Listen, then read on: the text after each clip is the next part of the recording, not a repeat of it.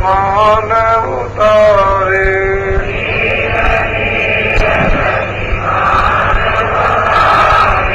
नील नील सती मान उतारे।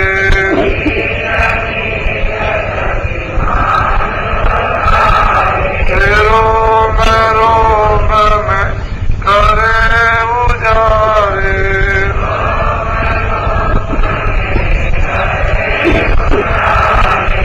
रोम रोम में करे उजारे।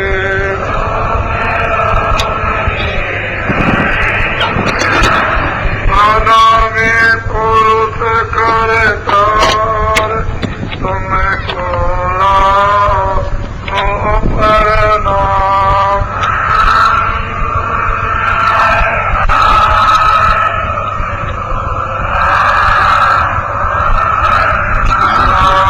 तुम्हें खोला प्रणाम।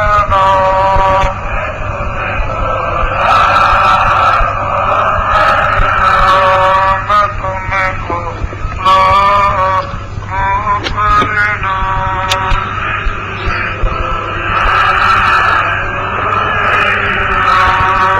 तुम्हें खोला प्रणाम।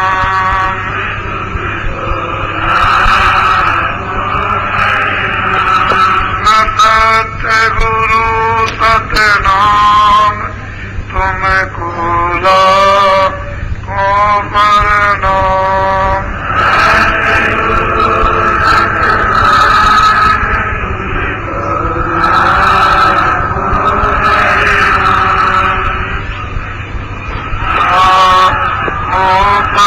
प्रणाम तुम्हें प्रणाम तुम्हें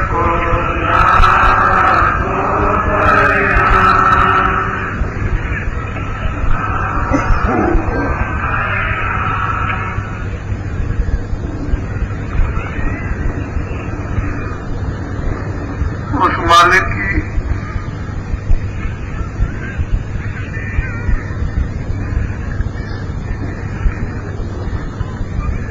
उसका खेल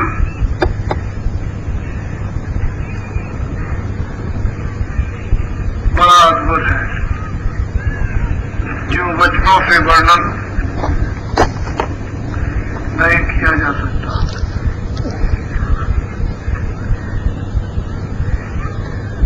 कितना मालिक प्रकाशमान, जिसके रोम रोम में कितना प्रकाश,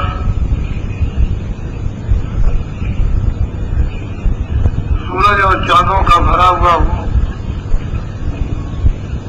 उसके रूप, उनकी सुंदरता की, उस आनंद की वचनों से व्याख्या नहीं हो सकती। ये सूरज, ये जीवात्मा उसी का एक छोटी सी बूंद है,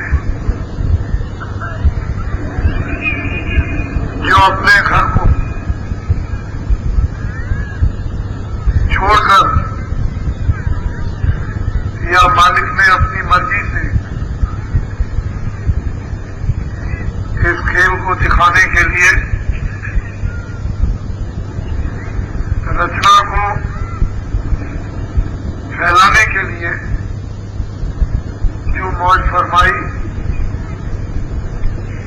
उसका कथन नहीं हो सकता। सूरत स्वयं ये उसका बोध करती है, वाणी नहीं। उसके रूप और उसके आनंद, उसकी सुंदरता को ये स्वयं जब उस बोध में और रूप में खड़ी होती है, यही पहचानती, बाहर की आंखें नहीं। उस अनामी पुरुष ने अपनी इच्छा अपनी मर्जी मौज से 3 लोगों का एक रथ में विस्तार किया। अनामी लोक के नीचे अगम लोक। कितना बड़ा कितना ऊंचा कितना नीचा ये किताबों में लिखा नहीं जा सकता। उसके लिए यहाँ कहीं भी किताबें और कागज नहीं। उसकी इच्छा और मौज मर्जी से अलग लोग के नीचे अगम लोग, अगम लोग के नीचे अलग लोग, उस अलग लोग के नीचे सतलोक। अनामी पुरुष ने अपने तीनों, एक को अगम पुरुष, एक को अलग पुरुष, दूसरे को सतपुरुष, उन्होंने विराजमान कर दिया और तीनों लोगों की एक सी रचना, एक सा आनंद, एक सी शक्ति, उसमें कोई कमी बेसी नहीं और अनामी लोग बिल्कुल अलग। इसीलिए रामायण में जो गोस्वामी जी महाराज ने अनुभव किया, एक अनीय अनामा सच्चिदानंद प्रभु धर्म, व्यापक ब्रह्म ग्रज जो हुई वो एक, उसका नाम बताया नाम, एक अनीय अनामा सच्चिदानंद, वो सबसे परे, किसी के बंधन में नहीं, उसके ऊपर किसी की हुकूमत नहीं, न कभी होगी न कभी हुई, वही सबका करता धरता, वही सबका आधार। अगम लोक और अगम पुरुष भी वही आधार, अलग लोक और अलग पुरुष भी उन्हीं के आधार, सतलोक और सतपुरुष भी उन्हीं के आधार। नीचे सतपुरुष की मर्जी से फिर नीचे विस्तार हुआ। उन्होंने नीचे अपने पुत्रों को उतारकर अपनी आवाज पर और नीचे स्थापित कर दिया और सबसे छोटे पुत्र है निरंजन भगवान, जो सैतल कमल में बैठकर समाधि अवस्था में बैठे हुए हैं और निरंतर सतपुरुष की आराधना करते रहते हैं। एक क्षण भी उनकी आराधना से उनका विक्षेप नहीं होता है और उनको सतलोक से सतपुरुष ने देश निकाला कर दिया कि जाओ तुम यहां से चले जाओ। इन्होंने तपस्या की, कितने युग और कल्प बीत गए और तपस्या से जब सतपुरुष प्रसन्न हो गए तो उन्होंने कहा मैं तुमसे बहुत खुश हूं, तुम जो भी चाहो सो मान लो। उन्होंने कहा कि मैं आपके सतलोक की तरह से रचना चाहता हूं, मुझे उसी तरह का राज दे दिया जाए। सतपुरुष ने एवं कर दिया और रचना करने के लिए जीवों का भंडार ऊपर से उतार करके इनको एक बहुत बड़ा भंडार इनको दे दिया कि इस जीवों के भंडार को लेकर तुम रचना का अपने विधान के अनुसार रचो। उन्होंने ये भंडार को ले लिया और फिर उन्होंने 5 तत्व, उन्होंने सूक्ष्म बनाए, उन्होंने कारण बनाए, उन्होंने लिंग बनाए, फिर उन्होंने स्थूल बनाए और फिर ऊपर से ये सारा का सारा विस्तार शुरू हुआ। इसे नीचे की रचना करने वाले निरंजन भगवान, इसके ऊपर में ब्रह्म बैठे हुए हैं, इसके ऊपर में पार्वती बैठे हुए हैं, फिर इसके ऊपर में सोहन पुरुष है और उन सबका मालिक सतपुरुष। ये जितने भी जीवात्मा है सबकी सवाई सतलोक है। वहीं से पूरा का पूरा भंडार उस आनंद में था, उस सुख में था, उस स्वतंत्रता में था, स्वाधीनता में था, उस ज्ञान में था, उस शक्ति में था, किसी प्रकार की कोई कमी नहीं थी।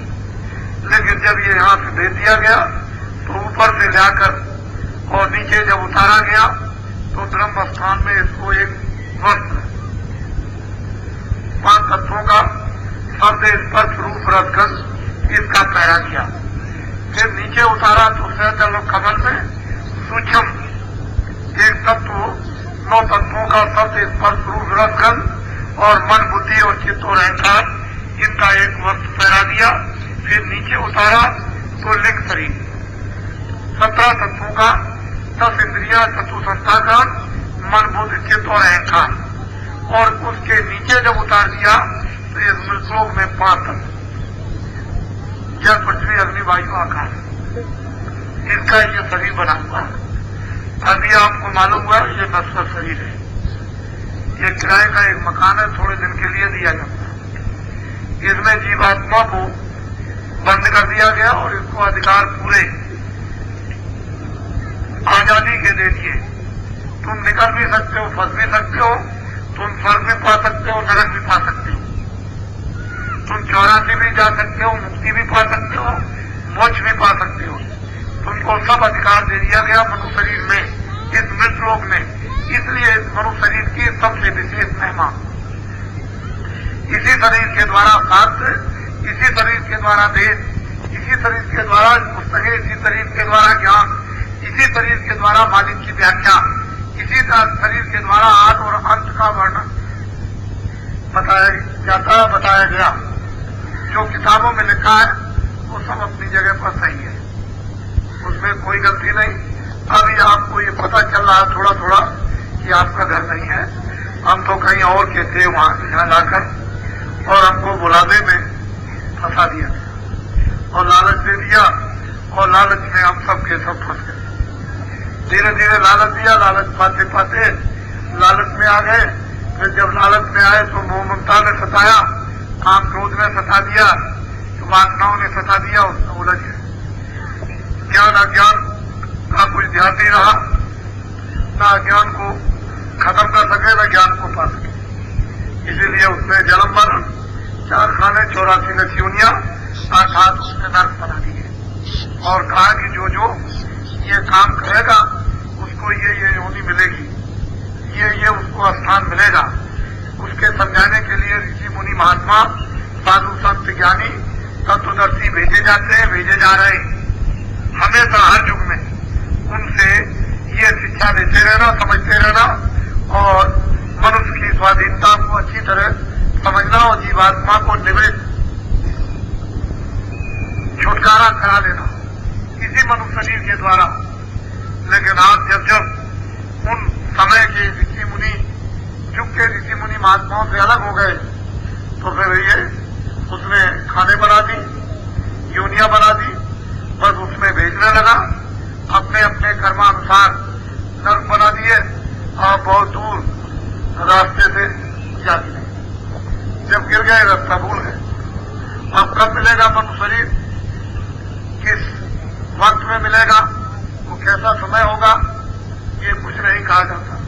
कैसे लोग होंगे, कैसे साथी होंगे, कैसा उपदेश होगा, कैसा खान पान होगा, कैसा बोलचाल होगा, इसको कुछ नहीं कहा जा सकता। उस समय महात्मा सामने आएंगे या नहीं आएंगे, तुम मानोगे या नहीं मानोगे, उनका दर्शन होगा कि नहीं होगा, उनकी शिक्षा का विस्तार होगा कि नहीं होगा, वो ज्ञान रास्ता खोलेंगे कि नहीं खोलेंगे, ये तो वक्त और समय का अधिकार है। तुमको भी है, उन महात्माओं को भी।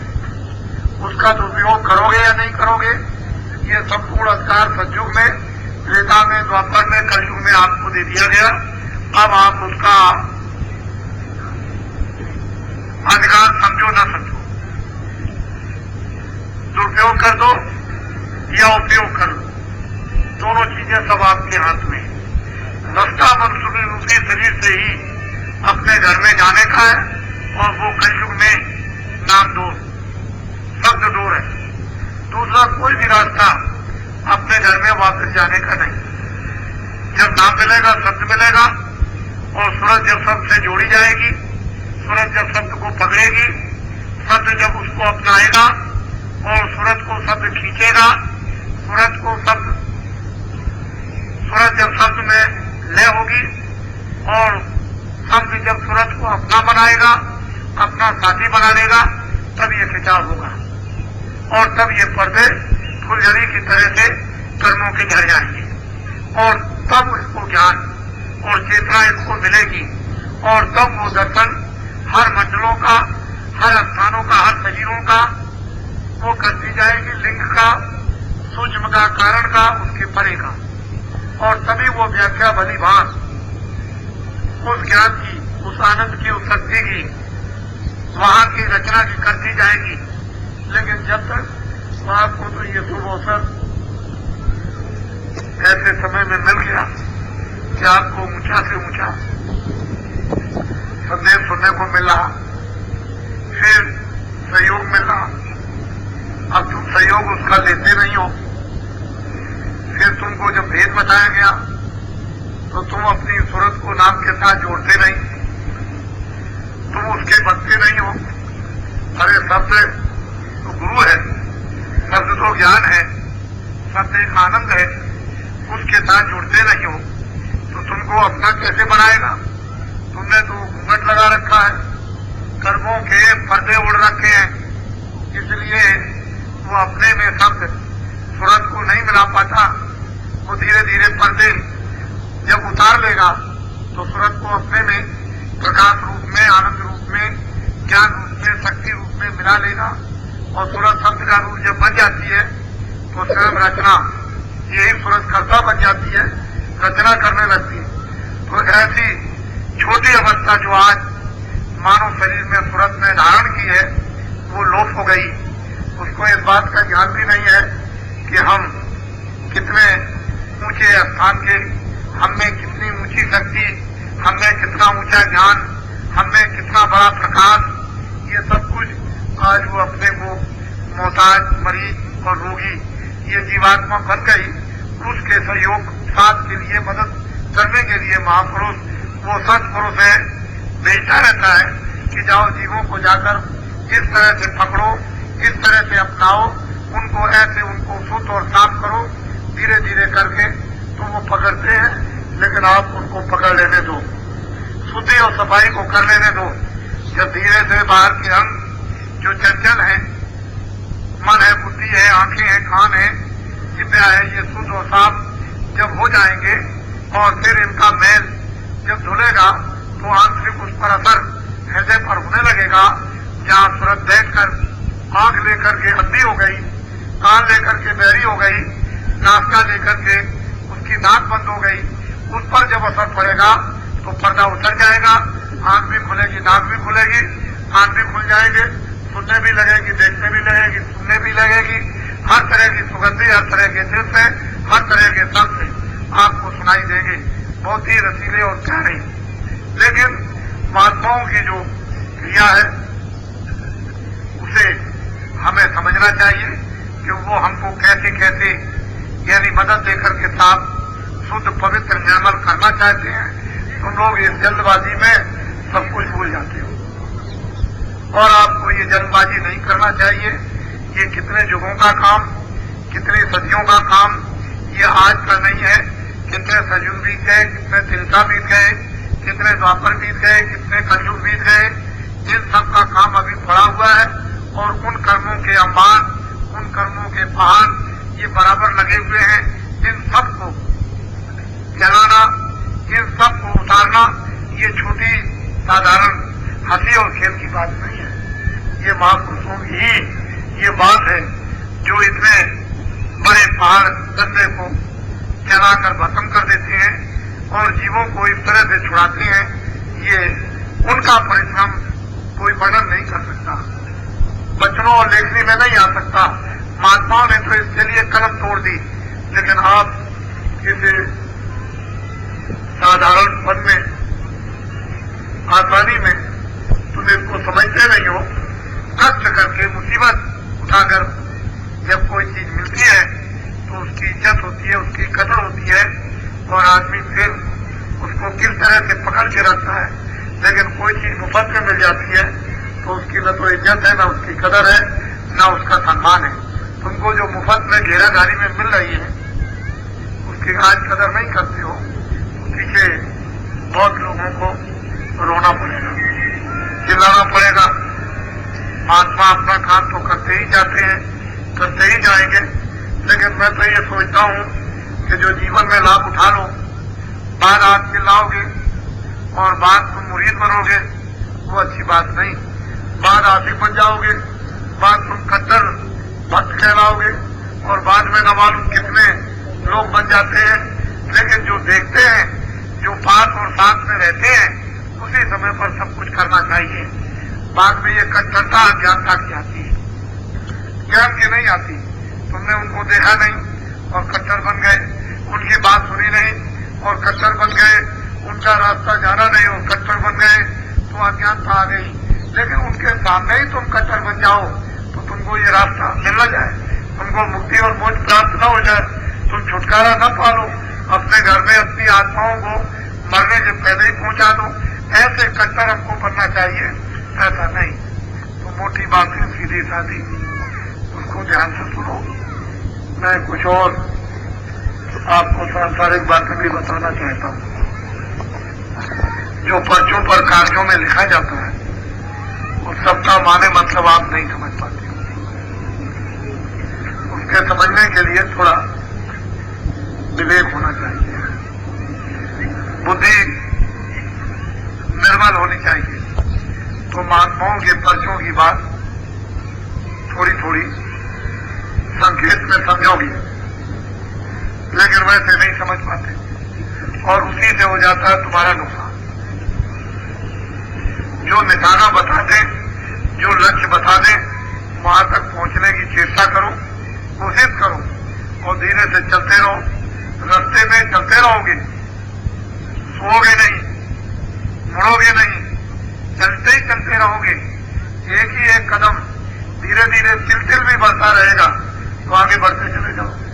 लेकिन पीछे लौट जाओगे तो आगे का रास्ता तो बंद हो जाएगा और जो रास्ता तय किया था वो पीछे चले आए। तो महात्माओं का जो लक्ष्य होता है वो वही पहुंचाना चाहती, उसी निशाने पर, उसी लक्ष्य पर, और तुम उसको खो बैठते हो। तो ये कोई परमार्थ और भक्तों, जिज्ञासुओं और विवेकशील लोगों के काम नहीं है। बेहोश होने की जरूरत नहीं है, होश में रहो। जब होश में रहोगे, सचेत रहोगे, सतर्क रहोगे, तभी तो होशियारी से बच सकोगे। और तुम जब जरा भी सचेत नहीं रहे तो कहीं न कहीं फंस जाओगे, तो फंस जाओगे तो फिर घेर लिए जाओगे, फिर कौन बचाएगा? बड़ा मुश्किल होगा। तो इसलिए एक आंधी बुराइयों की चल रही है, उससे निकलने के लिए एक सत्संग रूपी सहारा, वो सत्संग एक कील है, महापुरुष एक नौका है। हमको उस तरफ बढ़ना चाहिए कि हम धीरे धीरे धीरे धीरे उनकी नौका के पास पहुंच जाए और नौका पर सवार हो जाए। और नौका महापुरुषों के नाम की है। सब देखिए, वो ऐसी चीज आपके अंदर प्रवेश करना चाहते हैं, ऐसी लंबी बल्ली लगाना चाहते हैं कि धीरे से उसको पकड़ करके तुम संभल कर चढ़ जाओ। धीरे से चढ़ना उतरना तुमको आ जाए और निकल जाओ यहां से। और बिना नाम रूपी बल्ली, बिना नाम रूपी बात के कोई यहां से जा नहीं सकता है। उसने एक ही रास्ता आने का और एक ही रास्ता वापस जाने का निर्धारित अनाथ काल से बना रखा है। उसने दूसरा कोई रास्ता इधर उधर नहीं किया, एक ही रास्ता। अज्ञान के तो अनंतों रास्ते हो सकते हैं, लेकिन ज्ञान का घर में पहुंचने का एक ही रास्ता और वो नाम है, वो सत्य है। कलयुग में उसका प्रभाव संतों की कृपा से और महापुरुषों, सत्पुरुष की दया से जो इस समय प्रसारित हुआ है, वो जीवों के हितों के लिए, कल्याण के लिए, इसमें जीवों का मुफीद फायदा है, इसमें लाभ है। और ऐसे इस समय के लाभ को सत्पुरुष की कृपा और महापुरुषों का आशीर्वाद न तुम प्राप्त कर सके तो इतना अच्छा, सुलभ, आसान दूसरा जीवन और समय आपको नहीं मिलेगा। ये बहुत अच्छा समय आपको मिला, इसलिए आप उस अनुकूलता में आओ और उसमें आओगे तो बहुत अच्छा हो जाएगा, ठीक होगा। ये मैं आपको सत्संग आपको सुना रहा हूं, वो सांसारिक बातें भी बताना चाहता हूं कि आप बह जाते हो। अपने अपने मतों को संग्रह करो। मत कहते हैं बुद्धिदान, उसको संग्रह करने की जरूरत है। जब एक जगह पर बुद्धिदान अच्छाई का संग्रह हो जाएगा, एकत्रित हो जाएगा, एक ढेर बन जाएगा, तो बहुत बड़ा काम होगा। एक मत होता है बुराई का मत इकट्ठा हो जाएगा तो आप समझो जहर बनेगा। अच्छाई का मत इकट्ठा हो जाएगा तो अमृत बनेगा।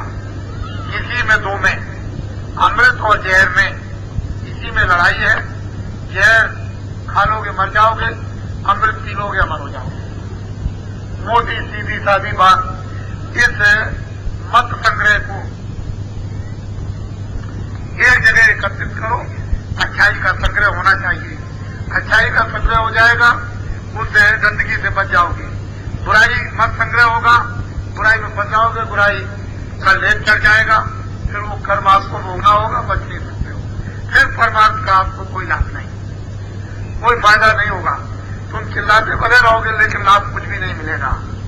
इसलिए जो जो शिक्षाएं दी जाए इस आत्म कल्याण के लिए, क्योंकि महात्मा ये जानते हैं इसी तरह से कि थोड़ा ही तो वक्त रह गया। 50 साल निकल गए, कितने से रहना। 60 साल निकल गए, कितने से रहना। अरे 30 साल निकल गए, आधी आयु खत्म हो गई। तो आपके 25 साल निकल गए, वो तिहाई आयु खत्म हो गई आपकी। तो अब ये बताइए कि कितने देर रहना है। तुम्हारे सामने रोज घटनाएं जाने की होती रहती हैं, तुम रोते और चिल्लाते हो, विलाप करते हो।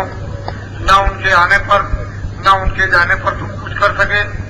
जैसे आए थे वैसे चले गए, नंगे आए थे, अज्ञान में आए थे, जाने का वक्त हुआ, न तुम उनसे कुछ ले सके, रोते हुए आए थे, रोते हुए चले।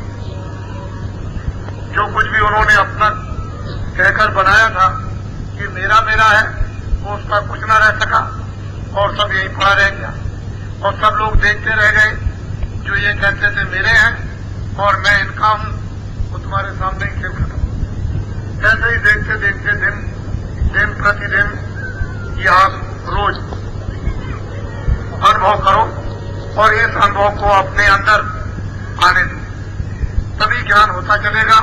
और फिर यह अवस्था आपकी आ जाएगी कि आप स्वयं समझने लगोगे कि यही क्रिया जो मैं देख रहा हूं ये मेरे लिए भी आ खड़ी होगी और मुझे भी लोग इसी तरह से देखेंगे। जैसे मैं दूसरों को देखता हूं तो इनको मद्देनजर बिल्कुल सामने हम सबको रखना चाहिए, तो बात सबको समझ में आएगी। जरा जरा सी बात में भूल जाओगे।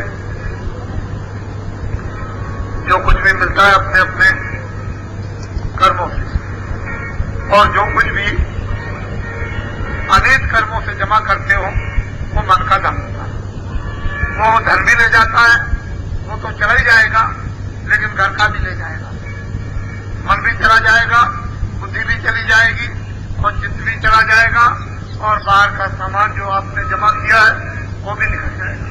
मन बह गया, बुद्धि बह गई और चित्त बह गया, इंद्रियां बह गई, तो फिर बाहर का सामान जो ये छाया रूप में था वो भी चला गया। फिर रोते रह जाते, चिल्लाते रहते हो ये क्या हो गया। रोज देखते हो अमीर से गरीब, गरीब से अमीर हो जाते हैं, निरोगी से रोगी और रोगी से निरोगी हो जाते हैं। आप रोज देखते हो रूप होता है, रूप हो जाता है, रूप से रूपमान हो जाते हैं। रोज ये घटनाएं देखते रहते हो प्रतिदिन, और फिर भी आप अनुभव नहीं करते हो। माया ने इतना पर्दा आपकी बुद्धि पर डाल रखा है कि वो बिल्कुल भुला देती है, ये एकदम ऐसा कर देती है सुनसान कि कहीं कुछ नहीं है, यही जगह सब कुछ है और है कुछ नहीं। इसी को समझने के लिए हर क्षण महात्माओं की शिक्षा मनवारी है। महात्माओं के उपदेश हमेशा मिलना चाहिए, उनके शब्द कानों में पड़ना चाहिए, जिससे कि हम बराबर जगे रहें और सो न जाए। हम अपनी बुद्धि को खो न बैठे, हमारी बुद्धि हमेशा हर चीज को समझती रहे। उपदेश सुनने की इसीलिए जरूरत पड़ती है, लेकिन दूर रहने के कारण हमको हर समय सत्संग नहीं मिल सकता। तो हमको कभी महीने में, 2 महीने में, 4 महीने में, 6 महीने में, साल भर में कभी हमको ये संकेत सुनने को मिलते हैं, तो हम इतना भर लेते हैं कि हम बराबर उन महापुरुषों के शब्दों को याद करते रहें, जिससे कि हम संसार में उतना ही रह सकें जितनी जरूरत और आवश्यकता है। बाकी इसके अतिरिक्त हम इसको समझते रहें कि हमको जाना है। तो व्यवहार और बर्ताव तो सब करो, सामान सब कुछ ज्यादा से ज्यादा और कम से कम रखो, लेकिन ज्ञान तो होना चाहिए कि यह सामान किस लिए रखा जाता है, इसके लिए नहीं। तो आज तारीख 7, 8 और 9 ये 3 दिन का कार्यक्रम रखा गया। आज ये 8 तारीख समाप्त हो रही है, कल 9 है, कल भी दिन भर। मैं आपको नामदान भी दूंगा, घबराने की कोई जरूरत नहीं है, आप नामदान भी लो। नामदान का अर्थ और मतलब यह है कि भजन करना है। भजन करोगे वही आपके लिए समय पर काम आएगा। भजन एक आपके लिए पूंजी जमा होगी, और वो पूंजी किसकी? आत्मा रक्षा की। जब आत्मरक्षा की पूंजी भजन करके आप जमा कर लोगे तो वक्त और समय पर वो पूंजी आपके काम आएगी, जो जीवात्मा को नरकों में 84 में नहीं जाने देगी और जन्म मरण की पीड़ा से बचा देगी। लेकिन पूंजी भजन करके ध्यान से, भजन से शब्द को आप प्रकट नहीं करोगे, शब्द को आप पकड़ोगे नहीं, तो पूंजी जमा नहीं होगी। शब्द एक पूंजी है, एक धन है, एक खजाना है, जो उसको उतार लेता है, जो जमा कर लेता है भंडार के रूप में, वो उसके लिए सुख का समूह बनता है, आनंद का, प्रेम का समूह बन जाता है। उसी की कमाई हम लोगों को इस कलयुग में सुलभ और सार कर लेनी चाहिए। और ये नहीं करते हो तो काम तुम्हारे कौन आएगा? कोई काम आने वाला नहीं। सब ये देखते देखते रह जाएंगे और कहेंगे कि ये क्या हो गया। ऐसा काम मत करो जो सब वक्त पर तुम्हारा साथ छूटे। ऐसा काम करो उन्हीं जड़ों में कि शरीर की रक्षा भी, परिवार की रक्षा भी, बच्चों की भी रक्षा, आए गए का सत्कार भी, सामाजिक काम भी हो जाए और तुम भगवान का भजन भी कर लो। तुम इधर का धन शरीर रक्षा के लिए भी उपयोग में ले लो और उधर भगवान के भजन से आत्मरक्षा भी कर लो। तो दोनों दिन तुम्हारे लोक परलोक के बन जाए, ऐसा काम करना चाहिए। तो ये नामदान का उद्देश्य और मतलब ये होता है कि भजन करना। नामदान का उद्देश्य और मतलब ये नहीं होता है कि धोखा देना, बेईमानी करना, चोरी करना, डकैती करना या कत्ल करना। नामदान का उद्देश्य मतलब ये नहीं होता है कि आप मांस खाओ, आप शराबें पियो, ये नहीं उद्देश्य होता। उसका तो उद्देश्य ये होता है कि जो खेती का काम है, खेती का शरीर रक्षा के लिए करो, दुकान दफ्तर करो, शाम को बच्चों की सेवा करो, कपड़े भी पहनो, खाना भी खाओ, बीमार हो जाओ तो दवा भी ले लो, छाया के लिए मकान बना लो, छाया के लिए झोपड़ी बना लो, अपनी अपनी पसंदगी का। लेकिन इन सबको सैरगाह समझो, मुसाफिर खाना एक सराय समझो कि इसमें से कभी किसी समय भी हम जा सकते हैं। इन सब चीजों के लिए जब तक ये जीवात्मा शरीर में रहे तब तक इनकी हिफाजत, मरम्मत मना नहीं की जाती है कि मकान की तोड़फोड़ मत करो।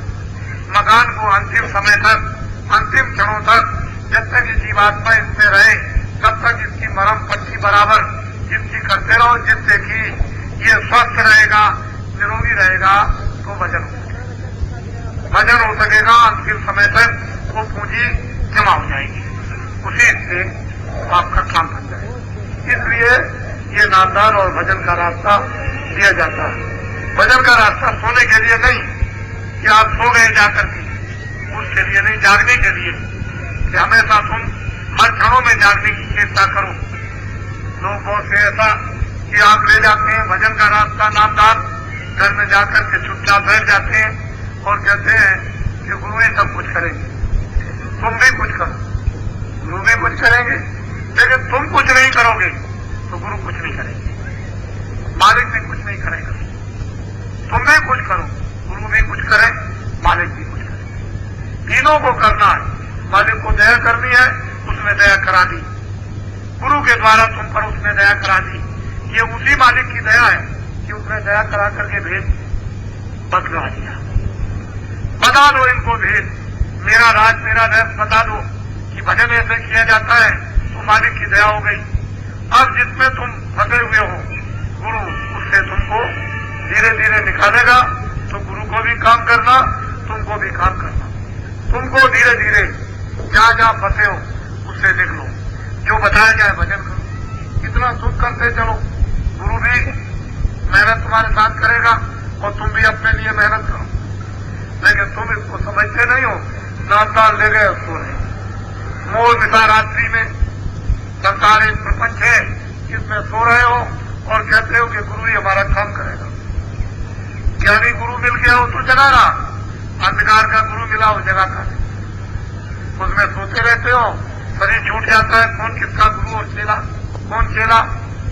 इसलिए कहा गया है कि अंधा गुरु और बहरा चेला, कोई नर्क में ठेलन नहीं, दोनों के दोनों नरक जाते हैं।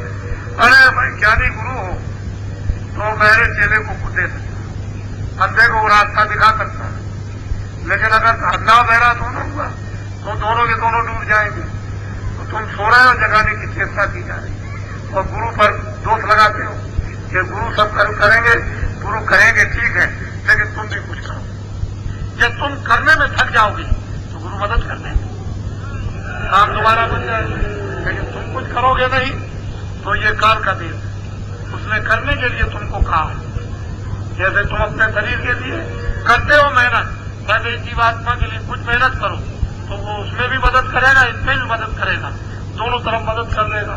न तुम इधर करोगे न उधर करोगे, काम कैसे होगा। तो मैं तुमको नामदान आज भी दिए देता हूं जो नए लोग आए।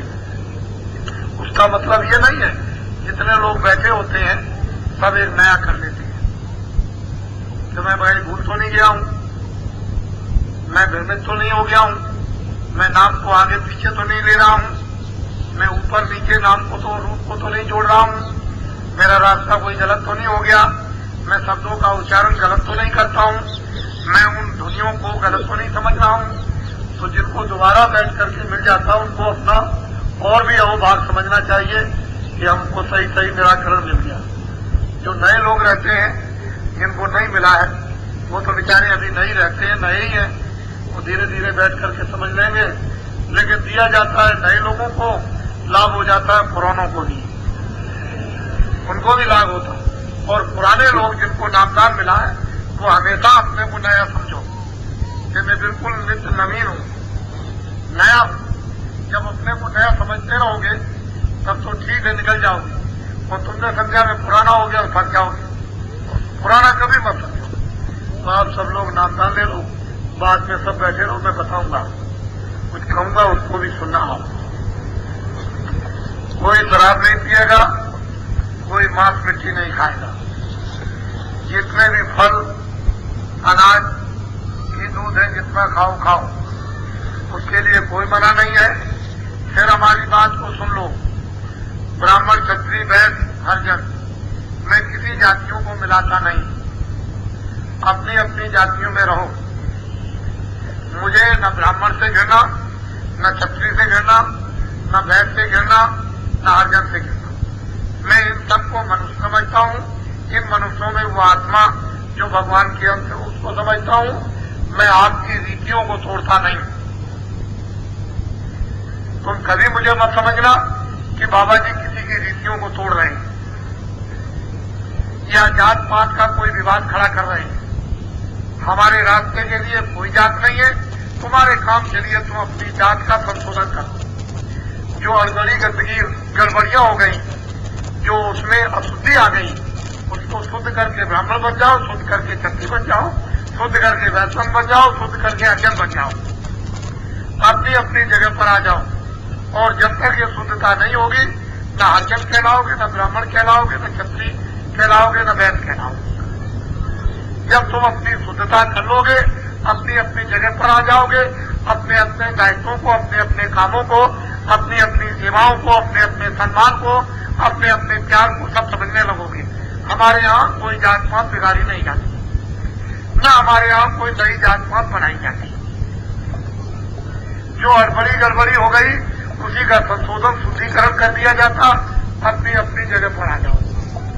सीधी सादी बात, हम किसी की जात पात में किसी की जात पात के साथ संबंध शादी का नहीं कराते। ब्राह्मण ब्राह्मण आ जाओ, छत्री छत्री आ जाओ, वैश्य वैश्य आ जाओ, अर्जन अर्जन आ जाओ। और जब तुम्हारी इच्छा हो कि हम गरीब हैं, हम ऐसी यदि संबंध शादी कराना चाहते हैं जहाँ हमारा खर्चा ना हो, यहाँ आकर के करा, यहाँ कोई खर्चा नहीं लगता। बाजार खुला हुआ है, उसमें जो कुछ भी आपको भोजन रूखा सूखा मिल जाओ उसमें भोजन करो, और यहाँ सुखम सुखम जमीन मिल जाओ उस पर रहो। और यह है कि ये काम करा कर और भजन करो, ध्यान करो, और जैसे भी मतलब यह है कि परस्पर प्रेम और सत्संग का जल ये पियो, जिससे कि सत्संग जल जो कोई पावे मेलाई सब कट कर जाती। सत्संग महिमा कालर बखानू, ये सब जतन और नहीं जानते। ये सत्संग की महिमा वर्णन करने में नहीं, ये सत्संग एक जल होता है। तो नामदान ले लीजिए आप, हमने जो वचन दिया हम पूरा करेंगे, उसको आप ध्यान में रखो। सब लोग एक साथ एक आवाज में भगवान के नाम को बोलेंगे। पहले मैं बोलूंगा, उसके बाद में आप। आपने सुना है कि हम इस किराए के मकान का नाम तुलसीधाम, आश्रम में बैठे हुए हो, मैं सारे हिंदुस्तान में जय गुरुदेव नाम का प्रचार करता हूँ। जय गुरुदेव नाम उसका है, चाहे भगवान कहो, चाहे ब्रह्म कहो, चाहे उसको ईश्वर कहो, चाहे उसको खुदा कहो, चाहे उसको कृष्ण कहो, और चाहे उसको राम कहो, चाहे उसको शंकराचार्य कहो, जो आपकी मर्जी आए, नाम उसका है। मैं उसका प्रचार करने वाला आपकी करती हूँ। मुझे जो आदेश मिला है मैं उसका पालन कर रहा हूँ। नाम सिद्ध किया होता है, नाम जगाया होता है, लोगों को दिया जाता है, वो फायदा करता है। नाम भगवान का होता है, नाम ब्रह्म का होता है, नाम ईश्वर का होता है, नाम आदमी का नहीं।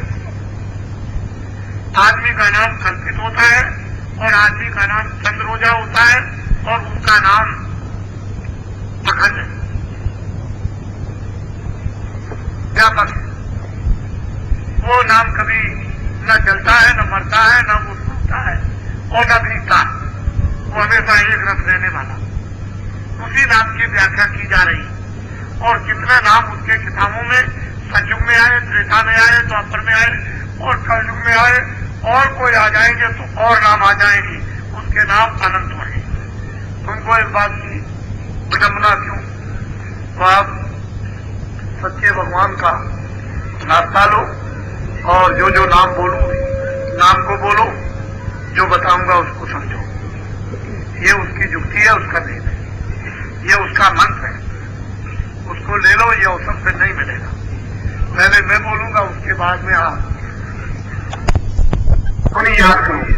जब ये याद हो जाए 48 घंटे में, 24 घंटे में, तो 3 चीजें हैं। पहला भजन, दूसरा ध्यान, और तीसरा सुनना।